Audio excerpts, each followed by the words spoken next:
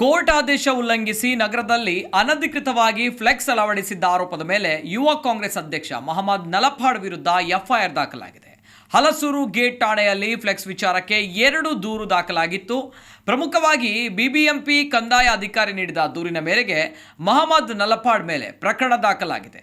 Town hall ಮುಂಭಾಗ corporation circle ವ್ಯಾಪ್ತಿಯಲ್ಲಿ BK Hariprasad ಅಭಿನಂದನಾ ಕಾರ್ಯಕ್ರಮಕ್ಕೆ 150ಕ್ಕೂ ಹೆಚ್ಚು ಅನಧಿಕೃತ ಫ್ಲೆಕ್ಸ್ ನಲಪಾಡ್ ಅಂಡ್ ಟೀಮ್ ಅಳವಡಿಸಿರುವುದು ಪ್ರಾಥಮಿಕ ತನಿಖೆಯಲ್ಲಿ ಕಂಡುಬಂದಿದೆ ಎಂದು ಪೊಲೀಸರು ತಿಳಿಸಿದ್ದಾರೆ. ಸಾಮಾಜಿಕ ಕಾರ್ಯಕರ್ತ ಸಾಯಿ ದತ್ತ ಎಂಬುವರು ಈ ಕುರಿತು ಪ್ರಥಮವಾಗಿ ದೂರು ನೀಡಿದ್ರು. ಇದಾದ ಬಳಿಕ ಬಿಬಿಎಂಪಿ ಸಹಾಯಕ ಕಂದಾಯ ಅಧಿಕಾರಿ ಚಂದ್ರಕಾಂತ್ ಅವರಿಂದ ಕೂಡ 2ನೇ ದೂರು ದಾಖಲಾಗಿತ್ತು. ಹೀಗಾಗಿ ಮೊಹಮ್ಮದ್ ನಲಪಾಡ್ ವಿರುದ್ಧ ಎಫ್ಐಆರ್ ದಾಖಲಿಸಲಾಗಿದೆ ಎಂದು ಪೊಲೀಸರು ಮಾಹಿತಿ ನೀಡಿದ್ದಾರೆ.